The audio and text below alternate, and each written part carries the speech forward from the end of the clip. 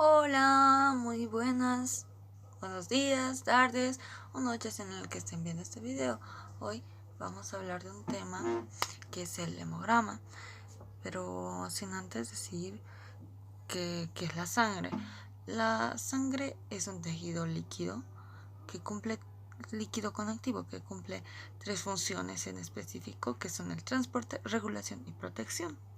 En el transporte, como ya muchos saben, transporta oxígeno desde los pulmones hacia las células a través del organismo, y el dióxido de carbono, que es un producto de desecho de la respiración celular, desde las células hacia los pulmones. En la regulación va a regular el pH de los líquidos corporales, y en la protección, en la formación de los coágulos, la sangre adquiere unas características similares a un gel.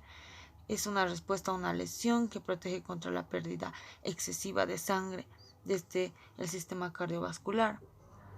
Y estos glóbulos blancos nos defienden contra ciertas enfermedades a través de la fagocitosis y mediante la producción de ciertas proteínas denominadas anticuerpos. La temperatura de la sangre es cercana a los 38 grados centígrados y su pH es ligeramente alcalino.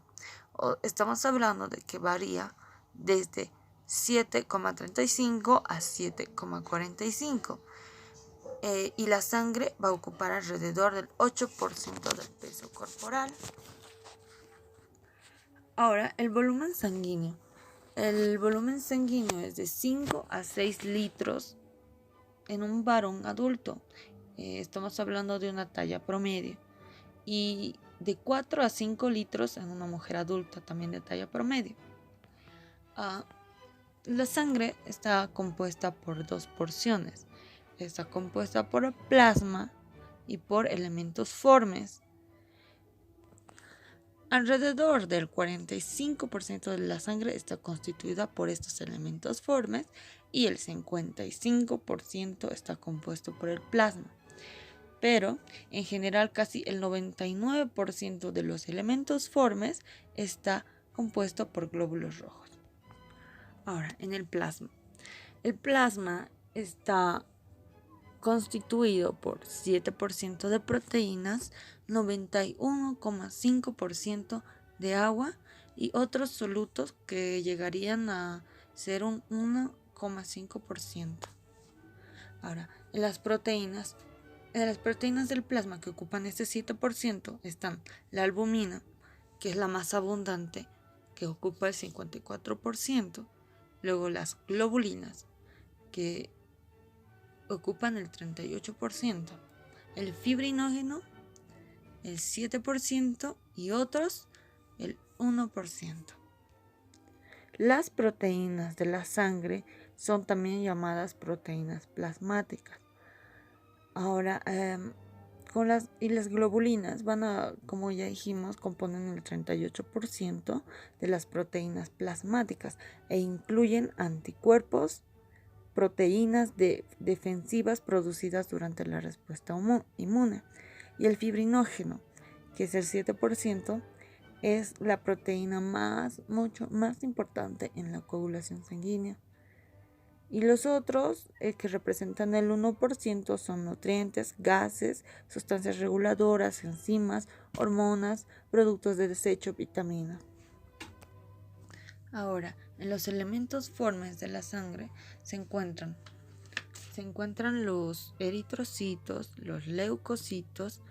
En estos leucocitos se van a subdividir en granulares y agranulares. Los granulares o granulocitos se llaman así porque cuando están sometidos en el microscopio se observa que tienen gránulos. ¿Y quiénes son? Son los neutrófilos, los eosinófilos y los basófilos. En los leucocitos agranulares o agranulocitos es porque no hay gránulos bajo el microscopio, no hay gránulos visibles.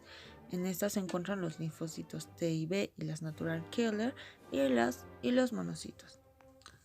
Unos datos muy importantes es que el volumen de los glóbulos rojos se denomina hematocrito. Y menos del 1% de este volumen de la sangre está ocupado por glóbulos blancos, pálidos, descoloridos y plaquetas. Estas plaquetitas van a formar una fina capa que se va a llamar capa leucoplaquetaria. Esta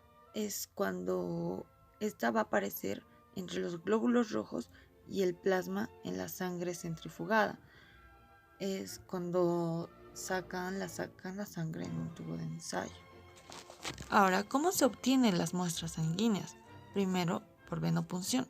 Es un procedimiento que se utiliza con mayor frecuencia y se basa en la extracción de sangre de las venas mediante el uso de una aguja estéril o una jeringa.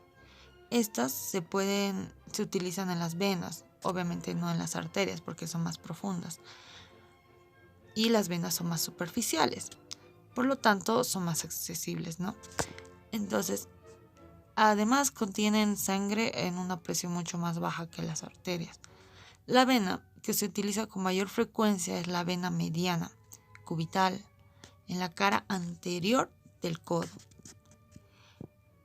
Primero se realiza un torniquete alrededor del brazo que detiene el flujo sanguíneo y se hace visible las venas que se encuentran distales a él. Ahora, también se utiliza la punción digital, que es el uso de una aguja estéril o lancete, se les llama lancetes. Estas van a extraer 1 o 2 gotas de sangre del capilar de un dedo, el dedo pulgar. O también se utiliza la extracción arterial, que es una muestra de sangre que suele obtenerse con mayor frecuencia de la arteria radial, en la muñeca de la arteria femoral, en la muñeca o en la arteria femoral, en la región inguinal. Ahora, en las pruebas hemáticas, pues en el recuento de reticulocitos, primero, ¿qué es el recuento de reticulocitos? Esta nos va a indicar la velocidad de formación de los glóbulos rojos o eritropoyesis. Y el valor normal del recuento de reticulocitos siempre oscila entre los 0,5 a 1,5%. Ahora, en los valores anormales, un recuento anormal de reticulocitos, o sea, elevado, puede indicar una presencia de sangrado o hemólisis. La hemólisis es la rotura de los eritrocitos o puede ser respuesta del organismo a la deficiencia de hierro por la anemia. Y este recuento disminuido en presencia de anemia releva una alteración en el funcionamiento de la médula ósea roja debido a su deficiencia nutricional. Puede ser una anemia ferropénica o una leucemia. Hay muchos tipos de anemia que lo vamos a mencionar en otro video. Hematocrito. ¿Qué es un hematocrito? Es un porcentaje de glóbulos rojos en la sangre. Un hematocrito de 40 puede significar el 40% del volumen de la sangre, que está compuesto por glóbulos rojos. Entonces el hematocrito solo se enfoca en los glóbulos rojos, el porcentaje que hay. En los valores normales, en promedio, puede ser en una mujer de 38 a 46 y el promedio es 42. En los varones, de 40 a 54, es más alto y su promedio es 47. Ahora, si hay un valor anormal en este hematocrito, se realiza una prueba para detectar si es anemia, si es policitemia o alteraciones en el estado de hidratación. Primero, la anemia puede variar desde leve, con un hematocrito de 35, es muy bajo, hasta llegar al grave, que es un hematocrito menor a 15. Eso es demasiado grave. En los atletas se suele tener un hematocrito por encima del valor promedio y las personas que viven en sitios con mayor altura pues pueden poseer valores de un hematocrito mayores porque viven a una gran altura, ¿no? Eso. Y ahora el recuento diferencial de glóbulos blancos o forma leucocitaria. ¿A qué nos referimos a esto? Es un recuento diferencial. Es el porcentaje de cada tipo de glóbulo blanco en una muestra que incluya 100 glóbulos rojos. Hay valores normales también de glóbulos blancos, blancos no son rojos. Hay muchos tipos de valores de glóbulos blancos, ¿ok? Primero, ya hablamos esto en los elementos formes, que son los leucocitos, donde están incluidos los neutrófilos, eosinófilos, basófilos, linfocitos y monocitos, ¿no? Ya, en los granulares, que son los neutrófilos, eosinófilos y basófilos.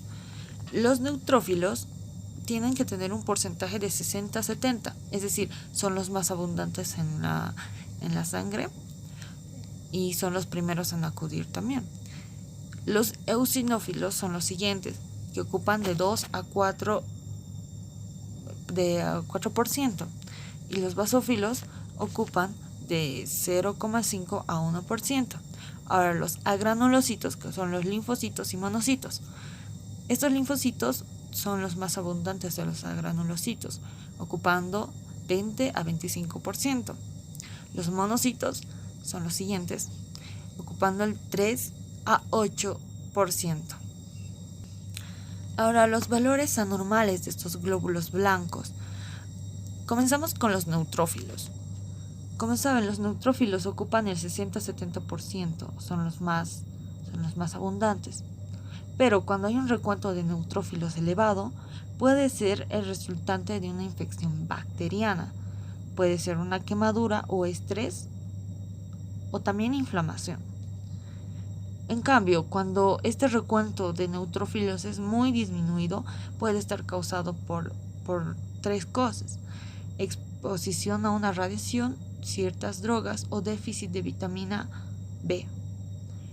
También puede ser por lupus eritematoso sistémico o LES. Ahora, el recuento elevado de eosinófilos va a indicar reacciones alérgicas, infecciones por parásitos, o enfermedades autoinmunes o insuficiencia suprarrenal. Y en cambio, el recuento bajo puede ser causado por ciertas drogas, estrés o síndrome de Cushing. Ahora, vamos a hablar de los basófilos. El recuento aumentado de los basófilos puede ser por reacciones alérgicas igualmente, leucemias, cáncer, hipertiroidismo o si están disminuidas, puede ser en el embarazo, la ovulación o el estrés y el hipertiroidismo. Ahora, de los linfocitos. Los linfocitos, un recuento elevado de linfocitos puede indicar infecciones virales, enfermedades autoinmunitarias y algunas leucemias. Un recuento bajo resulta de las enfermedades graves, prolongadas, de niveles elevados de esteroides o inmunosupresión. Un recuento de monocitos aumentado ahora de los monocitos es consecuencia de una infección viral o mitótica por hongos, o una tuberculosis TB, o ciertas leucemias o enfermedades crónicas. Y un dato importante es que en los monocitos es muy poco frecuente que se pueda observar una disminución en estos niveles de monocitos. En un hemograma completo se aporta toda la información acerca de los elementos formes de la sangre.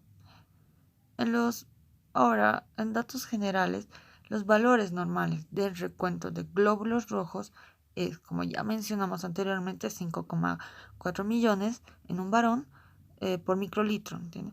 Y aproximadamente 4,8 millones por microlitro en la mujer. La hemoglobina es de 14 a 18 gramos sobre decilitros en el varón adulto y 12 a 16 gramos sobre decilitro en la mujer adulta. Y el hematocrito es el porcentaje de los glóbulos rojos en la sangre, ¿no? Ya hablamos de los valores normales. El recuento de glóbulos blancos siempre es de 5.000 a 10.000 por microlitro. Y el recuento de las plaquetas es de 150.000 a 400.000 por microlitro.